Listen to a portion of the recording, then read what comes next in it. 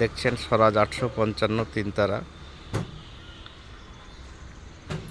গাড়ির কন্ডিশন ভালো, কালার ভালো, টায়ার ভালো আছে, পেপার আপডেট, মার্গার দেখুন, সিট দেখুন, গাড়ি খুব সুন্দর গাড়ি,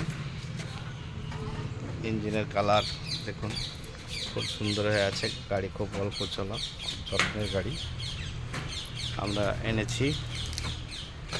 যারা কিনতে চান তারা আমাদের সঙ্গে যোগাযোগ করুন। পানজেঠিয়া মাদ্রাসা রোড,